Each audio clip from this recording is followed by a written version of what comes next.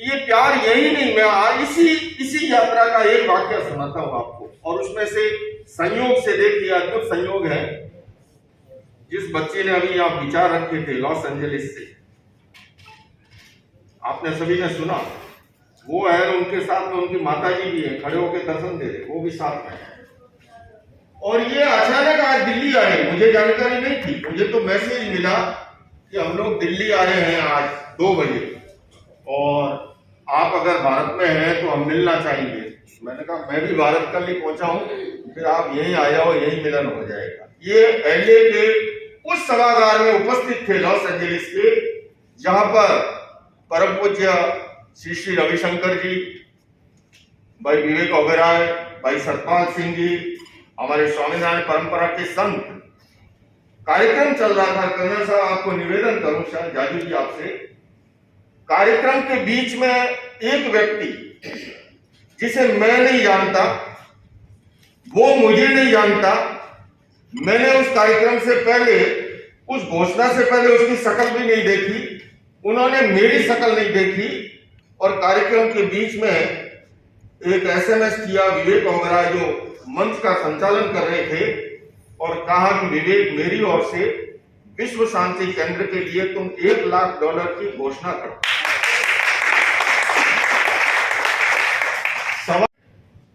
ये जो सत्कार का भाव है, और ये क्यों है कि हमारी महान व भारतीय संस्कृति, जिसने वसुधैव कुटुंबकम की बात कही, जिसने सर्वे भवन्तु सुखिने सर्वे सन्तु निरामया, इस प्रकार का महान उद्घोष दिया। और मैं भाई दीपक जी आपसे भी कहना चाहूंगा, भगवान महावीर ने कभी ये नहीं कहा कि मुक्ति जो है जैनी जाएगा या श्वेतांबर जाएगा या दिगंबर जाएगा। पूज्य श्री आपको निवेदन कर रहा हूं, महावीर क्या कहते हैं, कषाय मुक्ति किल मुक्ति रे।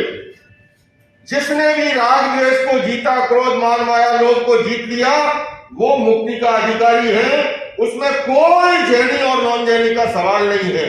और मैं अनेक बार लोक भाषा में कहता हूं, इस्लामाबाद में जन्म लेने वाला भी मुक्त हो सकता है, बशर्ते उसके भीतर की भावधारा निर्मल हो, पवित्र हो, विशुद्ध हो। और अगर वो नहीं है तो लोकेश मुनि जी महाराज ये रजोरन ले ले, पात्र ले ले, समय शिखर पर जन्म ले ले, पालीतला में ले ले, गिरनार में ले ले, लोकेश मुनि मुक्त नहीं हो सकते अगर उनके भीतर अहंकार, क्रोध, मान माया का भाव है, भीतर में अगर विशुद्धि नहीं। इतना है सांप्रदायिक दृष्टिकोण जहां पर मिला हो।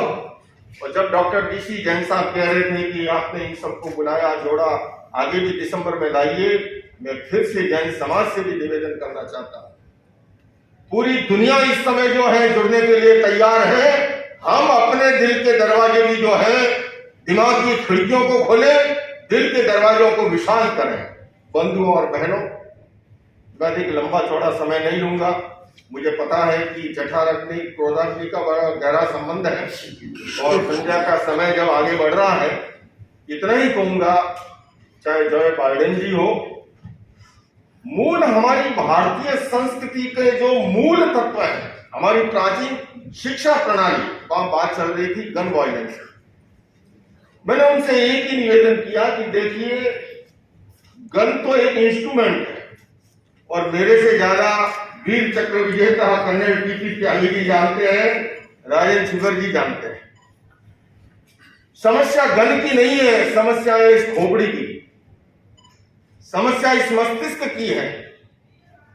और जब तक शॉर्ट टर्म के लिए गन पर बैन की बात हो सकती है, लेकिन दीर्घकालीन अगर नीति है, तो जब तक हम एजुकेशन सिस्टम में वैल्यू बेस्ड एजुकेशन को इंट्रोड्यूस नहीं करेंगे, आज शिक्षा के द्वारा डॉक्टर बन रहे हैं, वकील बन रहे हैं, इंजीनियर बन रहे हैं, किंतु अच्छे इंसान का निर्माण कैसे हो, पहले मस्तिष्क में उत्पन्न होता है।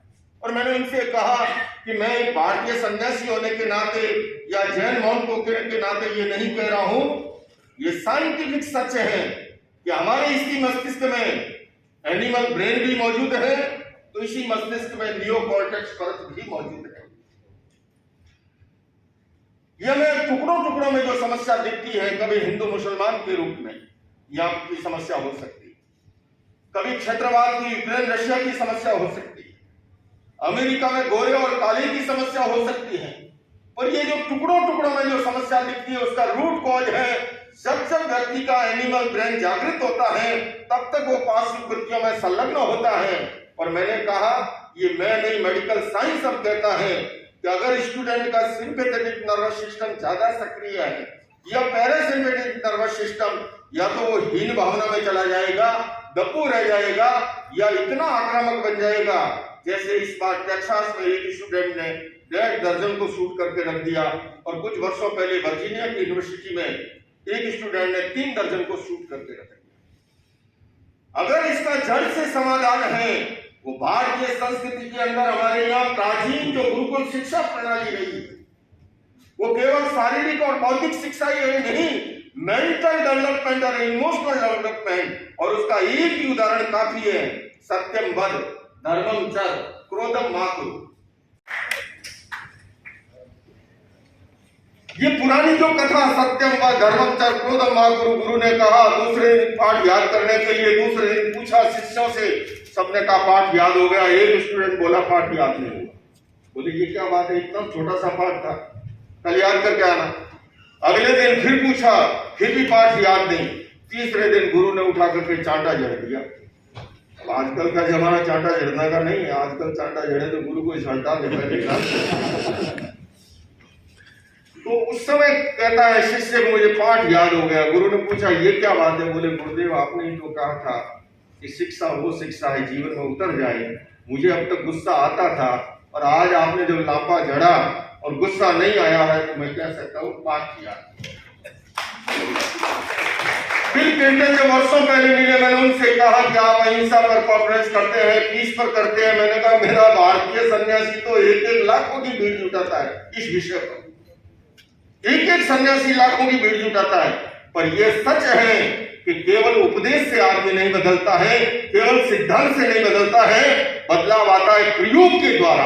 आज अपेक्षा है एजुकेशन सिस्टम में, प्राइमरी एजुकेशन से, उस वैल्यू बेस्ड एजुकेशन को, उस एजुकेशन को इंट्रोड्यूस करने की अपेक्षा है।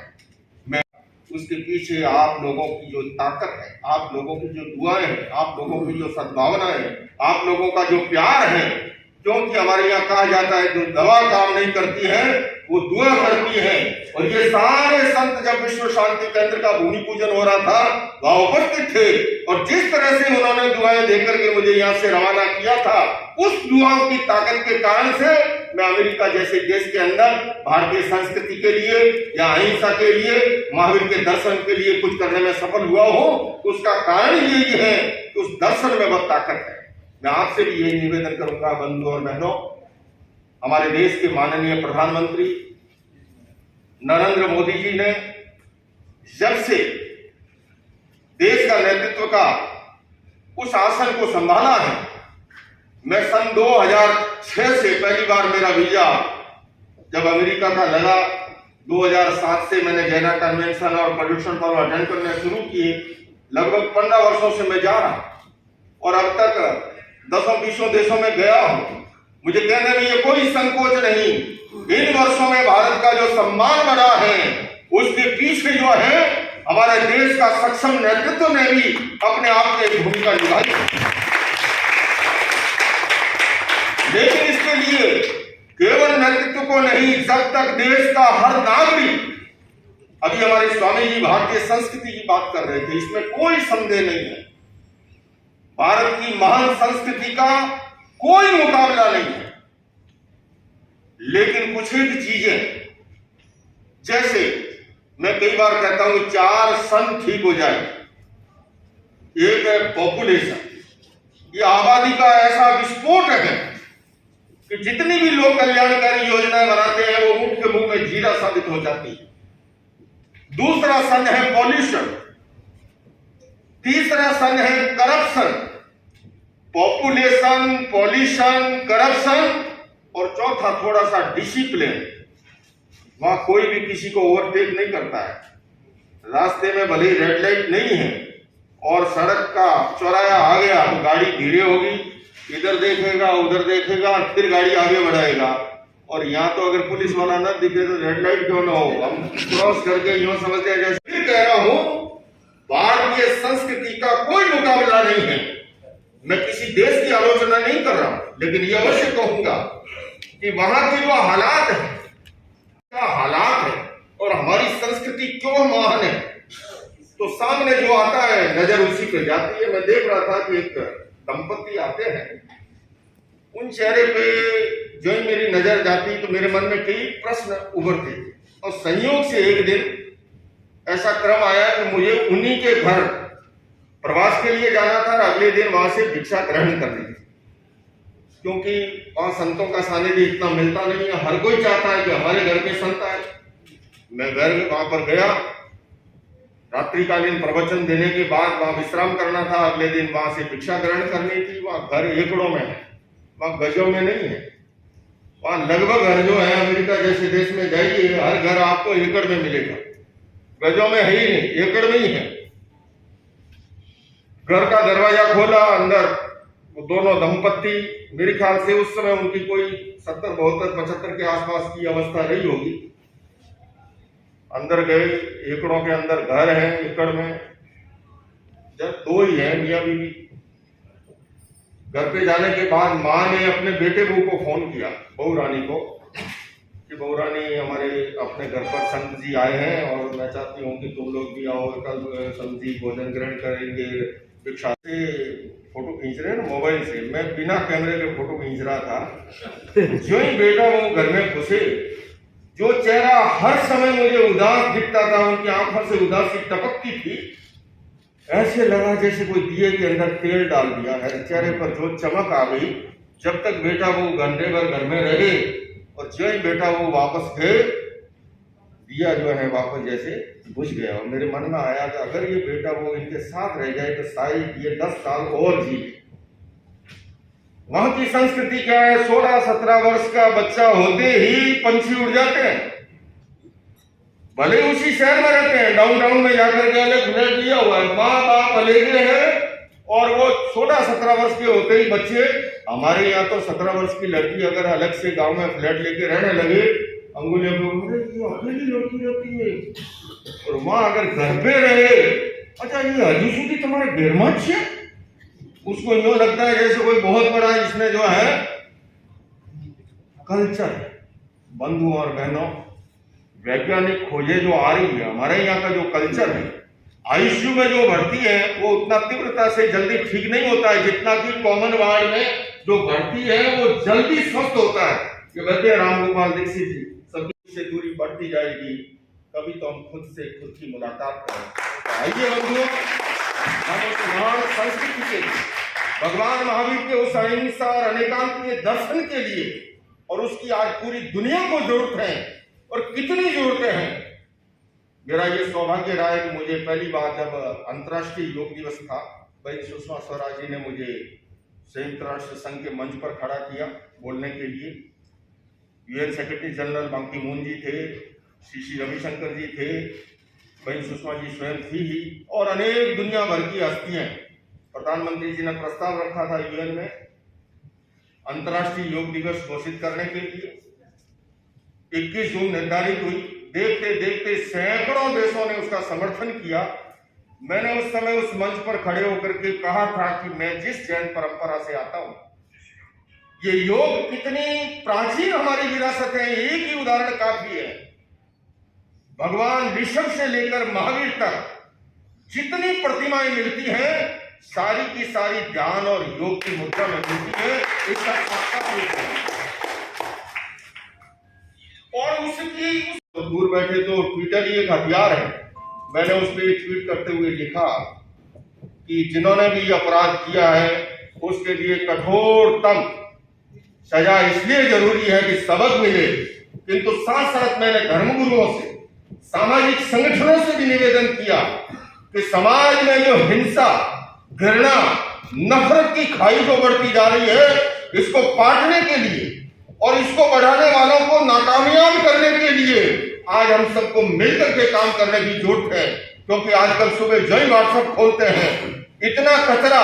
हमारे माननीय प्रधानमंत्री जी स्वच्छता के लिए निरंतर मार्गदर्शन करते हैं, और मैं कहता हूं कि गली का कचरा तो फिर भी साफ हो जाएगा, किंतु ये दिमागों में भेजा हुआ नफरत का कचरा जो है वो हमारी आने वाली पीढ़ियों तक को नुकसान पहुंचाएगा। तो आइए बंधुओं, मर्यादा पुरुषोत्तम श्री राम का वो महान संदेश, योगीराज कृष्ण का वो संदेश, यत्र योगेश्वर कृष्ण यत्र पार्थो धनुर्धर तत्र श्री विजयो भूति दुर्वा नीति मतिर्मय। ये हमारी भारतीय संस्कृति क्या है? वो संतुलन की संस्कृति है। हमारे उपनिषदों ने क्या किया? स्वामी जी ज्यादा जानते हैं। उपनिषद ने पुरुषार्थ चतुष्टय की बात कही, अर्थ काम धर्म और मोक्ष। धर्म का अर्थ और काम से कोई विरोध नहीं है, किंतु धर्म का यह अवश्य कहना है कि विकास अध्यात्म की नींव आधारित होता है तो जीवन में वरदान बनता है, नहीं तो अभिशाप भी बनता है। और यही गीता जी के अंदर कहा गया। लोकमान्य तिलक ने जब टीका लिखी इसकी, उन्होंने लीक से हटकर के अर्थ किया। उन्होंने योगीराज कृष्ण को अध्यात्म का प्रतीक माना और अर्जुन को भौतिकता का प्रतीक मानते हुए कहा कि जहां पर अध्यात्म और भौतिकता के बीच में संतुलन है, समन्वय है, वहीं पर विजय है, वहीं पर भूति है, वहीं पर श्री है और वहीं पर लक्ष्मी है। तो आइए बंधुओं, हम उस संतुलन की संस्कृति को आगे बढ़ाने के लिए, उस महान संस्कृति को दुनिया भर में ले जाने के लिए हमारे महापुरुषों ने बहुत कुछ किया। हालांकि मैं ये भी कहना चाहूंगा, इस मंच से मेरी प्रशंसा में बहुत कुछ अतिशयोक्तिपूर्ण कहा गया है। वो प्रेम के कारण से, वो स्नेह के कारण से, वो वात्सल्य के कारण से। स्वामी जी कह रहे थे हमारे संतों के सिरमौर